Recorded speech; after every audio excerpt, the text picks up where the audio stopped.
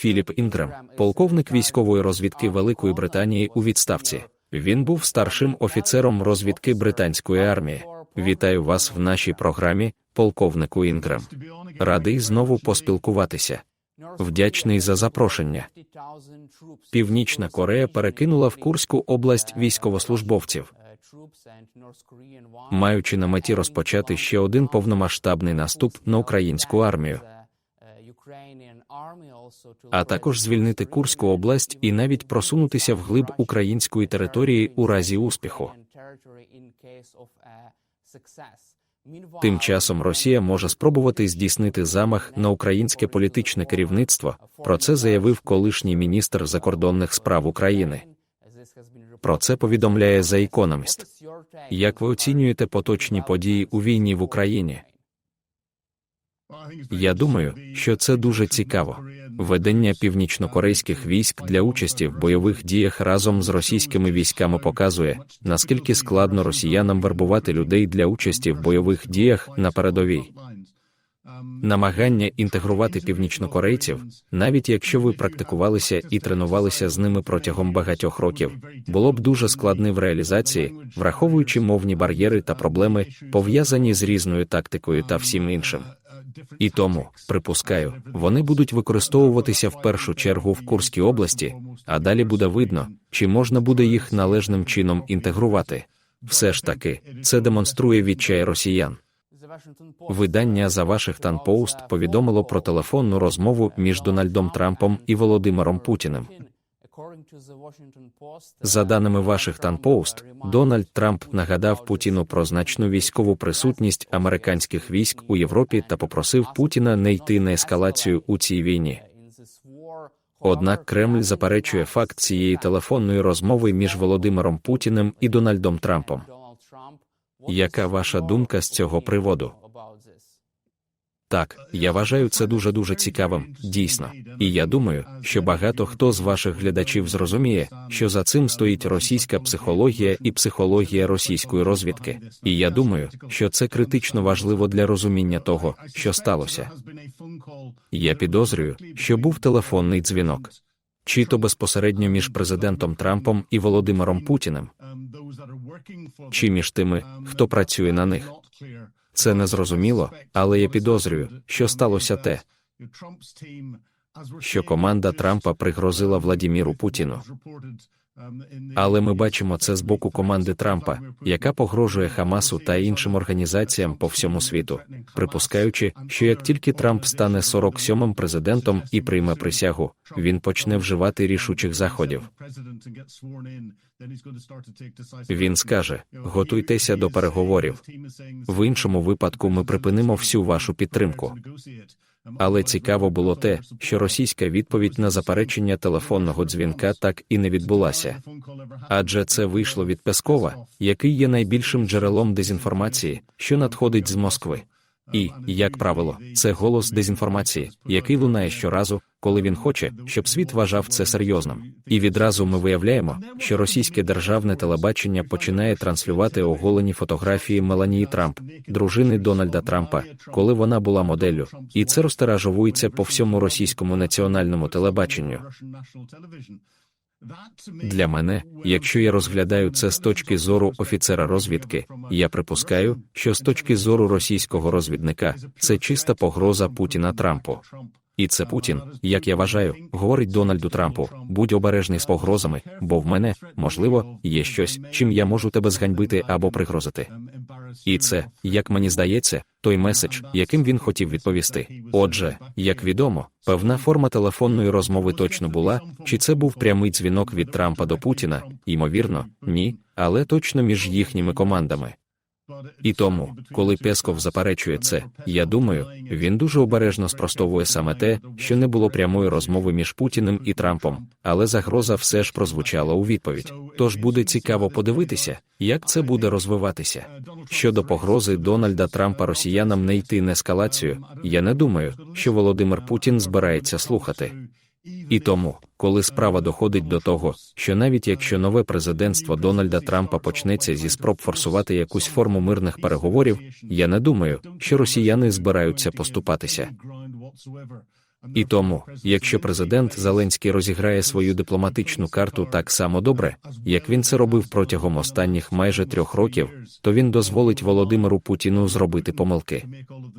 І тому я підозрюю, що Дональд Трамп може прийти і використати приховану погрозу, яку він зробив, і дозволити Україні дуже сильно вдарити по Росії кілька разів, щоб змусити їх повернутися за стіл переговорів. Це буде дуже цікавий час. Чи вважаєте ви, що Володимир Путін сприйняв це люб'язне нагадування від Трампа про військову присутність в Європі як погрозу? Чому Дональдом Трампом міг піти на цю погрозу, обмінюючись погрозами з Путіним?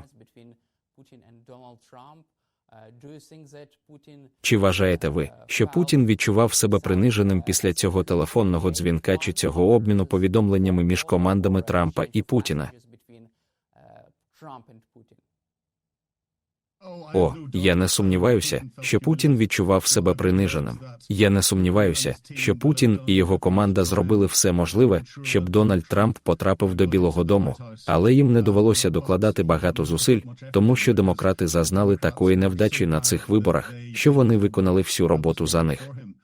Але я думаю, що Путін, через мовчазну підтримку, яка була, і деякі цікаві зустрічі між ним і Дональдом Трампом у минулому, ймовірно, відчуває, що у нього з ним є якісь відносини. Важко оцінити, чи є це те, над чим він відчуває якусь форму контролю чи ні. Але він побачив або сприйняв би формулювання про те, що США мають багато можливостей у Європі, як пряму погрозу. І якщо це прозвучало у вступних заявах нової телефонної розмови, навіть якщо вона була між командами, це мало його занепокоїти. І ось чому я думаю, що відповіддю Путіна було розміщення оголених фотографій Меланії Трамп на російському державному телебаченні, щоб пригрозити Трампу у відповідь, тому що це те, що робить Путін. Але зробити це таким чином, зробити це особистим, використовуючи дружину Дональда Трампа, це не просто російський стиль. Це метод роботи російської розвідки. Це досить жалюгідні дії з боку Кремля. Чи не так? Саме так. Але чи побачили ми, що Кремль колись робив щось інше? Вони проігнорували все, знаєте, у війні з Україною. Це не спеціальна військова операція. Це війна, але вони проігнорували правила війни. Вони є постійним членом Ради безпеки Організації Об'єднаних Націй. Вони вже не можуть займати цю позицію на світовій арені. На даний момент вони є одними з найбільших ізгоїв у світі. Є міжнародні ордери на арешт Володимира Путіна та багатьох з тих, хто працює на його режим. І навіть коли закінчиться війна, наслідки того, що відбувається, триватимуть ще дуже довго. З вашої точки зору, чи вірите ви, що Дональд Трамп може досягти припинення вогню в Україні найближчим часом? Видання The Telegraph повідомило про план, який полягає у розгортанні європейських та британських військ на лінії фронту в Україні для забезпечення демілітаризованої зони вздовж лінії фронту між українськими та російськими військами. Чи вірите ви в такий сценарій? Повідомлялося, що це виходило від команди Дональда Трампа в рамках планування. Вони будуть планувати багато різних сценаріїв. Навряд чи вони говорили про це з британцями. Чи що вони офіційно говорили про це з іншими країнами НАТО. Але єдине, в чому можна бути впевненим, цей конфлікт закінчиться лише шляхом переговорів. Війна – це дипломатія іншими засобами, і війна закінчиться лише тоді, коли ви повернетеся до нормальної дипломатії і зможете сісти і поговорити. Однак для того, щоб розмова відбулася, мають бути відповідні умови. Ці умови, на мою думку і думку президента Зеленського, не припускають, що Росія утримує українську територію. І якщо так чи інакше це було вимушеним рішенням, на мою думку, це потенційно стимулювало б набагато більший глобальний конфлікт, тому що у нас є інші деспотичні лідери, такі як Сі Цзіньпін у Китаї, які сидять і спостерігають, що станеться. І якщо у Володимира Путіна є можливість силою захопити чужу територію і зберегти цю територію, а міжнародне співтовариство закриває очі і дозволяє йому це робити, тоді він це зробить, як це сталося з його початковим незаконним вторгненням в Крим в 2014 році. Тоді Сі Цзіньпін вирішуватиме, чи варте міжнародного гніву для нього фізичне захоплення Тайваню силою. І якщо він вирішить захопити Тайвань силою, японці, я думаю, спробують повернути свої Курильські острови, які Росія окупувала з 1945 року. Знову ж таки, тому що Росія буде найслабшою. І якщо це станеться, то Кім Чен Ін і Північна Корея можуть вирішити, що світ зайнятий тим, що відбувається на Тайвані, а можливо, і в Японії, і врегулюванням примусового мирного договору між Росією та Україною і тим, що відбувається на Близькому Сході. І це їхня найкраща можливість спробувати захопити Південну Корею. І ми могли б побачити, як на Сеул скидають ядерну зброю. Отже, ставки на глобальному рівні за помилки у цій ситуації надзвичайно високі. І я вже понад 40 років у цій грі дивлюся на глобальні загрози і ніколи не бачив такого чіткого шляху до Третьої світової війни, як зараз. Але чому Володимир Путін мав би погодитися на припинення вогню в Україні на будь-яких умовах, якщо його війська просуваються вперед на сході України? Його війська просуваються вперед, але величезною ціною. За останні 24 години, за словами міністра оборони України, росіяни втратили 1950 військовослужбовців убитими або важко пораненими. Це нераціонально. Він втрачав понад 1500 військових на день протягом усього 2024 року. Можна оцінити цю нестабільність, не звертаючи увагу на російську статистику та не слухаючи коментарі з Кремля, а дивлячись на те, що йому доводиться активно вербувати солдатів в Африці. І йому доводиться активно змушувати Кім Чен Іна надавати війська з Північної Кореї, і він щойно підписав офіційну оборонну угоду з Кім Чен Іном і Північною Кореєю, щоб відкрити можливість для отримання ще більшої кількості військ. Але йому не вистачає не лише військ, а й транспортних засобів, боєприпасів та інших систем озброєння. І знову ж таки, він розраховує на те, що Північна Корея постачатиме йому багато боєприпасів і зброї. Він розраховує на те, що Китай надасть йому технології, а Китай не наважується це зробити, тому що не хоче накликати на себе гнів Заходу за те, що він начебто відкрито ділиться своїми можливостями. Але ціна, яку Володимир Путін заплатить за мовчазну підтримку Китаю, буде величезною. Китай очікує, що йому дадуть у власність величезні площі природних ресурсів Росії, і це спричинить дипломатичний тиск у майбутньому. І, звісно, Росія також покладається на Іран. І з глобальної точки зору ми повинні запитати, що таке Північна Корея та Іран отримують від Росії у вигляді оплати та в обмін на те, що вони дають Росії. Тому я не думаю, що Росія має можливість підтримувати операції, які вона проводить зараз, протягом тривалого періоду часу. І я думаю, що якщо вони все ще продовжуватимуть в такому руслі до початку середини 2025 року, то у них практично закінчаться людські ресурси і обладнання, навіть те, яке вони привозять зі складів та інших місць. Отже, ситуація може дуже швидко змінитися, якщо Росія продовжить зазнавати таких втрат і в наступному році. Чи не здається вам, що Трампу потрібно буде більше тиснути на Володимира Путіна, щоб змусити його сумлінно вести переговори і йти на якісь поступки Україні? Бо раніше Путін заявляв, що не піде на якісь поступки і закінчити війну можна лише на російських умовах. І ми з вами всі чудово знаємо, що це за російські умови. Знаєте, російські умови складні. Я думаю, що вони змінилися. Я не думаю, що Путін і сам знає їх на даний момент. Вони хотіли б повної капітуляції України з встановленням маріонеткового уряду, як ми бачимо з Лукашенком у Білорусі, і щоб Україна стала проросійською і відійшла від Європи та від НАТО. Цього ніколи не станеться. Тепер його змінена мета – утримання Криму та захоплених територій або, в ідеалі, всього спірного регіону Донбасу. Путін вважає, що міжнародні кордони чіткі, але сподівається на щось інше. Дональду Трампу доведеться сильно тиснути на Путіна, і ми побачимо в перші тижні та місяці, наскільки Путін впливає на Трампа за його заявами та додатковим тиском, який він чинитиме на президента Зеленського. І якщо буде якийсь рух до несправедливого врегулювання в будь-якій формі. Проте я не думаю, що Путін збирається капітулювати, і тому Трамп буде очікувати, що він від чогось відмовиться. Але Путін не має наміру це робити.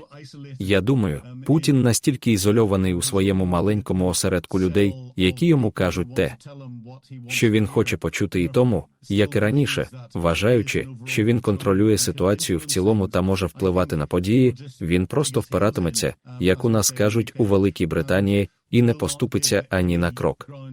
І це змусить Трампа, можливо, розірвати відносини з Путіним, якщо вони є, або переглянути свої дії з об'єктивної точки зору та надати президенту Зеленському реальну військову підтримку. Я думаю, коли ми дійдемо до переговорів, демілітаризована зона є ідеальним завершенням конфлікту, але ця демілітаризована зона не обов'язково має бути демілітаризованою територією, яку Росія займає на території України. Ця демілітаризована зона має бути всередині Росії в межах артилерійського та ракетного радіусу дії від українських кордонів. І я впевнений, що українські військові були б цілком щасливі, якби міжнародні миротворчі сили погодилися на демілітаризовану зону вздовж російського кордону, за умови, що буде укладена належна мирна угода з відповідними військами, які там перебувають, з гарантією безпеки для них. Чи очікуєте ви великого протистояння, ескалації між Дональдом Трампом і Володимиром Путіним? І як ви сказали, Володимир Путін не буде готовий до будь-яких поступок Україні, Сполученим Штатам, тому що він просто окопається і рухатиметься вперед зі своїми військовими цілями. А з іншого боку, у нас є Дональд Трамп, який намагався змусити Путіна посадити його за стіл переговорів. Але якщо Володимир Путін відмовиться від будь-якої нормальної, відповідної мирної угоди, чи означатиме це велике протистояння між Трампом і Путіним? Я думаю, що ми рухаємося до цього. Станеться зростання напруги за зачиненими дверима, яку ми не побачимо з точки зору міжнародного співтовариства. Ми дізнаємося, що ця напруга наростає завдяки заявам, які лунають після того, як люди дізнаються про зустрічі та дискусії Путіна з Трампом. Ми дізнаємося, який рівень контролю Путін має або думає, що він має над Трампом, за заявами, які лунатимуть з Москви та від Пескова, а також за тим, як може змінитися поведінка Трампа.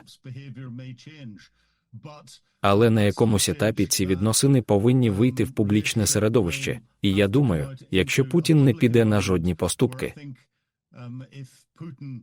а я не думаю, що він це зробить, то Дональду Трампу доведеться публічно висловити свою лють на нього, і відбудеться повний розрив відносин. Знову ж таки, це викликає занепокоєння, адже Володимир Путін може вирішити, що єдиний вихід із ситуації – розпочати ширшу європейську війну або підштовхнути до конфлікту в іншому регіоні.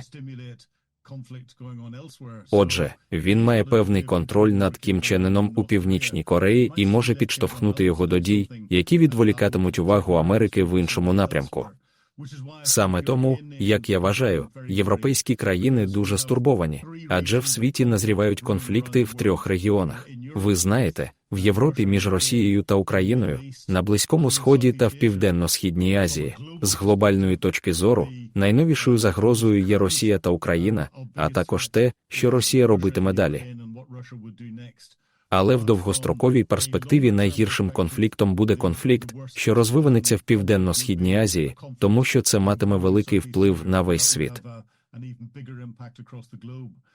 Сполучені Штати стурбовані тим, що світ очікує, що він буде мати справу з усіма 3 регіонами одночасно, тому я думаю, що Трамп буде чинити величезний тиск на Європу, на європейські країни в НАТО, щоб вони намагалися надати Україні ще більше підтримки, ніж вони роблять зараз. Крім того, ми знаємо, хто увійде до команди з питань національної безпеки Дональда Трампа. Майк Волце стане радником Дональда Трампа з національної безпеки. Також я читав його останню статтю для The Economist, і він написав, цитую, «Якщо Володимир Путін відмовиться від переговорів, Вашингтон може надати Україні більше зброї з меншими обмеженнями на її використання, і зіткнувшись з цим тиском, Володимир Путін, ймовірно, скористається можливістю завершити конфлікт». Йдеться в останній статті Майка Волца. Чи згодні ви з цією стратегією? Я думаю, що це яскраве свідчення того, що я говорив досі. Ви знаєте, Майк Волце, з одного боку, виступає з великою загрозою. З іншого боку, він пропонує рішення. І щоразу, коли ви берете участь у дипломатичних переговорах, ви ніколи не залишаєте себе в становищі, коли ви не даєте іншій стороні виходу. Так що Майк Волце дуже розумно вказує Володимиру Путіну, що слід йому робити. За його словами, якщо Путін цього не зробить, то що буде? Тепер ми будемо бачити це все більше і більше, коли команда Дональда Трампа почне облаштовуватися і готуватися до роботи в Білому домі. І потім, коли інавгурація відбудеться, я думаю, ми побачимо, що це відбудеться дуже швидко. Звичайно, ми бачили, як така ж тактика виходила від його нового держсекретаря, коли він говорив про ситуацію на Близькому Сході, де він погрожував Хамасу, сказавши звільнити заручників вже зараз. Якщо їх не звільнять до того часу, коли Дональд Трамп стане 47-м президентом, ми діяти будемо ще жорсткіше. Тож ми бачимо, що ця загрозлива поведінка відбувається в кожному з конфліктів по всьому світу. Це змусить Сі Цзіньпіна хвилюватися, тому він не зробить нічого в бік Тайваню найближчим часом.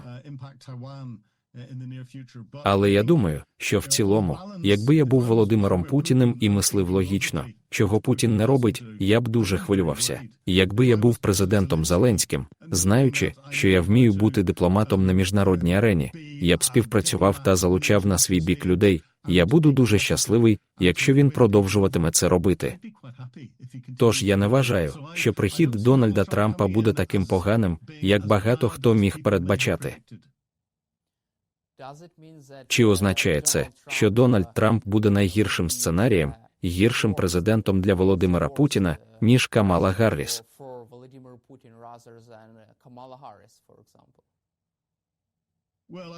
Гадаю, ви теж розумієте, що Камала Гарріс продовжила би політику Джо Байдена.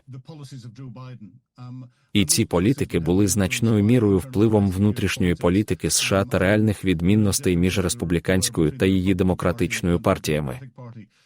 Ми бачили, що щоразу лідер Палати представників затримував пакет допомоги на $60 мільярдів, який мав бути наданий Україні через внутрішнє питання щодо кордону в Мексиці протягом майже 6 місяців. І ми побачили, як це вплинуло на тисячі українських життів, які були втрачені через внутрішньополітичну суперечку всередині Сполучених Штатів, тому це було огидно. Камала Гарріс продовжила б робити те саме. Тому одна річ, яку я думаю, ми отримаємо від Дональда Трампа, це більша рішучість. Я думаю, що ми боялися, що рішучість буде пропутінською проти України. Я сам так думав спочатку, особливо після того, як Дональд Трамп заявив про балотування на посаду президента. Але протягом останнього року я розглядав це більш детально.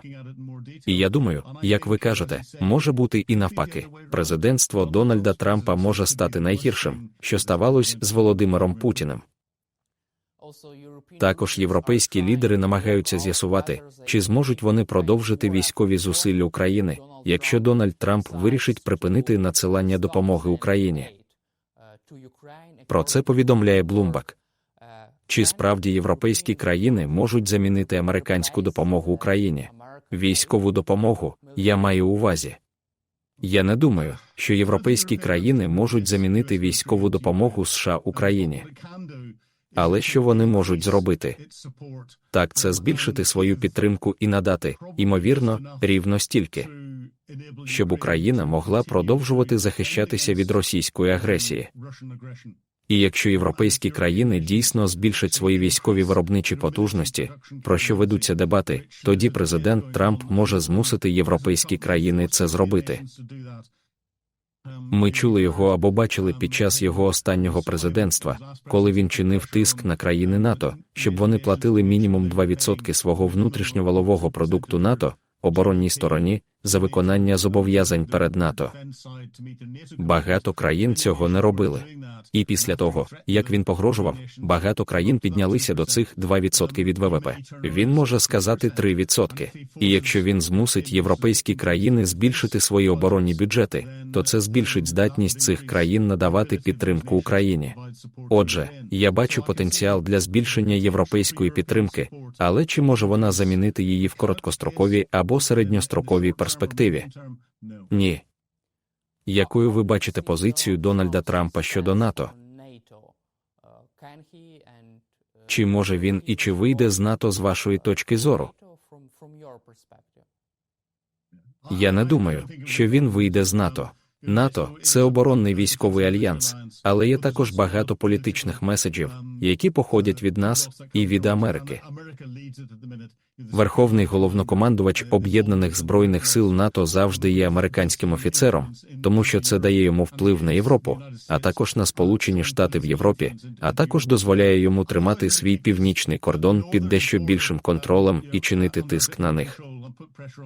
Звісно, у нас є Канада як член НАТО, і Канада – одна з країн, що не виконує своє зобов'язання виділяти 2% ВВП на свої оборонні сили. І я думаю, що Дональд Трамп буде чинити на них більший тиск. Припускаю, що Трамп посилить тиск на країни НАТО з метою збільшення їхніх витрат на оборону і буде дуже різким і агресивним у цьому. Але він підходить до речей з точки зору бізнесмена, а не з точки зору дипломата. Тому він звик форсувати свою руку в бізнесі і використовувати погрози, щоб отримати бажане. Тож ми побачимо більше цього. Але я думаю, що НАТО в досить безпечному становищі, тому що те, чого він би хотів, це щоб НАТО виконувало свою основну місію в регіоні Північної Атлантики та зосередилося на забезпеченні безпеки цього регіону. Це дозволило б США більше зосередитися на Південно-Східній Азії, щоб вирішувати зростаючі проблеми там, а також сприяти стабільності на Близькому Сході, оскільки це має великий вплив як на економіку США, так і на глобальну економіку. Що потрібно Дональду Трампу і європейським лідерам, щоб змусити Володимира Путіна перейти до стабільних переговорів з військової точки зору? Які найжорсткіші варіанти дій можуть бути у Дональда Трампа в разі серйозного протистояння з Володимиром Путіним? І що може зробити Трамп, якщо у нього буде політична воля посилити тиск на Путіна, щоб змусити його піти на переговори з Україною та закінчити цю війну на справедливих, або принаймні прийнятних для України, умовах? Я думаю, що найсміливішою річчю, яку міжнародне співтовариство могло б зробити для підтримки України, було б, перш за все, зняття будь-яких обмежень на використання будь-якої зброї на території Росії взагалі, а також збільшення поставок зброї великої дальності, щоб посилити дуже реальні можливості, які Україна розвиває і використовує за допомогою БПЛА великої дальності, якими вона з великим успіхом атакує російські цілі. А якби Україна отримала західну зброю дальнього радіуса дії, це дало б їй змогу підірвати російську діяльність, спрямовану на підтримку своїх дій в Україні. І друга річ, і я думаю, що це було б надзвичайно сміливо, але це пов'язано з багатьма дискусіями, які зараз ведуться, це потенційне ведення військ НАТО в Україну для забезпечення безпеки кордонів з Білоруссю, для забезпечення безпеки східної частини України. Створити безпечну зону для процвітання оборонно-промислової бази України, безпечні райони для продовження розгортання військового потенціалу та військової підготовки, а також дозволити українським військовим зосередитися виключно на витісненні Володимира Путіна з незаконно захоплених територій на сході України, а НАТО потенційно могло б надати Україні більше морського та військово-морського потенціалу.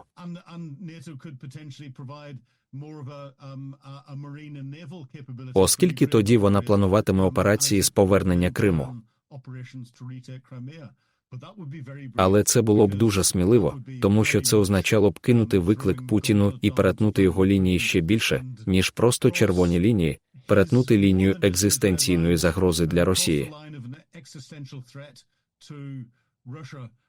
І це потенційно може стимулювати застосування ядерної зброї, що викликає у країн НАТО велике занепокоєння і стурбованість. За даними The Guardian, відносини між Україною та Великою Британією погіршилися після перемоги лейбористів на загальних виборах. І великим питанням є дозвіл на використання далекобійної зброї всередині Росії та надання Україні більшої кількості ракет Storm Shadow. Яка ваша реакція на це? Ми бачили це, коли Борис Джонсон був прем'єр-міністром. Коли міжнародне співтовариство не надавало Україні основні бойові танки, тому що Володимир Путін сказав, що це червона лінія і він розгляне можливість застосування ядерної зброї, то Борис Джонсон вирішив надати перші 12 або 14 бойових танків. Велика Британія не може надати багато обладнання, але цей політичний крок зрушив процес з мертвої точки. Я думаю, що якби Борис Джонсон все ще був прем'єр-міністром, то обмеження на використання Storm Shadow зникли б за одну ніч. Україні було б дозволено їх використовувати, а Борис Джонсон міг би звернутися до американців і сказати: «Агов, я дозволив їх використати, і немає жодної проблеми. Давайте просто розберемося з цим», і Макрон. І Франція погодилися б з Борисом Джонсоном. Той факт, що Кір Стармер не такий сміливий у політичному плані, коли справа доходить до примусу решти міжнародної спільноти, і, схоже, він не робить дуже багато, крім того, що просто робить заяви про надання рівня підтримки. На мою думку, це свідчить про те, що рівень підтримки, який надходить із Сполученого Королівства, відкотився назад після приходу до влади нового лейбористського уряду. Однак у Великій Британії вони ухвалюють не дуже багато рішень, тому я не думаю, що це конкретно пов'язано з відносинами з Україною. Це політика нашого нового уряду лейбористської партії у відношенні до всього, по чому вони намагаються ухвалювати рішення. З популістської точки зору у них зараз не все добре. Також новим радником прем'єр-міністра Великої Британії було призначено Джонатана Пауелла, колишнього главу адміністрації Тоні Блера у Великій Британії. Чи не здається вам, що це призначення Джонатана Пауелла радником з національної безпеки могло бути причиною такої слабкої підтримки України, а не сміливої, як це було за часів перебування Бориса Джонсона на посаді? Так. І тут я збираюся зробити дуже особисту заяву, тому що це моє особисте переконання. Джонатан Пауелл на цій посаді – це якийсь жарт. Це дуже погане призначення. Призначення будь-кого, пов'язаного з урядом Тоні Блера, в цей новий уряд показує, що новий уряд у Великій Британії просто не розуміє дипломатії. Вони не розуміють проблем, які є всередині нашої країни, і як вирішувати проблеми з міжнародної точки зору. І це може бути тільки погано для Європи, погано для відносин з Україною, погано для відносин зі Сполученими Штатами. Велика Британія зараз не в найкращому становищі. І останнє моє запитання до вас стосуватиметься наступної політики Дональда Трампа. Яку політику ви очікуєте від Дональда Трампа щодо Близького Сходу, війни в Газі? Щодо Корейського півострова, напруженості між Північною та Південною Кореєю, а також ситуації щодо Тайваню. Так, щодо Близького Сходу, то ми вже почали бачити деяку політику, в якій сенатор Рубіо, який стане його наступним держсекретарем, прямо погрожував Хамасу. Я думаю, що найближчими днями або тижнями ми побачимо заяви про прямі погрози на адресу Ірану, якщо вони продовжать підтримувати Хезболлу та інші терористичні організації на Близькому Сході, а також прямі погрози хуситам. Тож Бін'ямін Нетаньягу в Ізраїлі привітав прихід Дональда Трампа, бо бачить у ньому друга. І я думаю, що всі підтримувані Іраном ополченці, які діють на Близькому Сході, будуть або повинні бути стурбовані зараз, тому що Дональд Трамп, коли він був президентом, постійно говорив, що за його часів не було жодних воєн. Ударів БПЛА було більше, вбивств високопоставлених людей у різних організаціях, ніж під час будь-якого іншого президентства. І знову ж таки, ми побачимо подібну тактику в Південно-Східній Азії. Тому я бачу, як Дональд Трамп простягає руку дружби Кім Чен Іну в Північній Кореї і каже: говоріть і домовляйтеся, відмовтеся від підтримки Росії, і ми допоможемо Північній Кореї економічно розвиватися. Але, будь ласка, не погрожуйте Південній Кореї. При цьому він досить жорстко буде діяти відносно Сі Цзіньпіна і погрожуватиме йому, якщо він спробує захопити Тайвань силою. Між Сі Цзіньпіном і Дональдом Трампом ніколи не було хороших відносин. Таким чином, у Сполучених Штатів є глобальна проблема з приходом Трампа, на якій вони повинні зосередитися. Тому я думаю, що саме тому ми побачимо, як він намагатиметься підштовхнути європейські країни надати більше підтримки Україні, замість того, щоб США взяли на себе 3 різні сфери відповідальності. Як лідер для всіх, він волів би мати лише 2 і бути допоміжним у 3-му. І тому, я вважаю, підтримка США в Європі у боротьбі, яку Україна веде, щоб відтіснити Росію, залишиться, але буде знижуватися, якщо підтримка з боку Європи зростатиме. Тож на нас чекає цікавий час, я думаю. Чи означає це, що ми стали ближчими до глобального конфлікту, ніж будь-коли раніше? На це є проста відповідь – так. Невизначеність, яку приносить Дональд Трамп, робить світ набагато більш нестабільним. Ця невизначеність також, у певному сенсі, зробить рішення таких, як Сі Цзіньпін та всіх інших, і відштовхне їх. Так що це принесе елемент стабільності. Тому я тут трохи суперечу сам собі, але це те, що роблять інтелігентні офіцери. І важливо, щоб ми суперечили власному мисленню. Щоразу, коли Трамп вступає в гру, якщо він займає агресивну позицію, ми стаємо все ближче і ближче до глобального конфлікту, який ми маємо вже зараз. Потрібна буде людина саме такого характеру, щоб спробувати відвести нас від цього. Бо, на мою думку, якби при владі була Камала Гарріс, ми поступово наблизилися до глобального конфлікту, і я думаю, це було б неминучим. А це навіть може бути слабша позиція. Вам так не здається? О, дуже набагато слабша позиція. Так, вона послаблювала армію США. Рішучість НАТО ослабла, а Володимир Путін і Сі Цзіньпін продовжували підривати міжнародні відносини через інформаційні операції та дії у сірій зоні за допомогою своїх розвідслужб. Вони продовжували б це робити, доки не досягли б моменту, коли міжнародна спільнота мала б менше можливостей об'єднатися та відреагувати на їхні дії.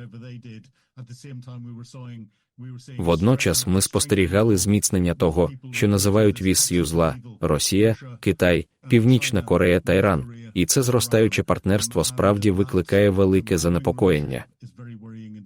Дякую вам, полковнику Індрам, за ваш час, за ваші ідеї та підтримку України. Слава Україні! Слава Україні! Дякую. Героям слава! Дуже вам дякую.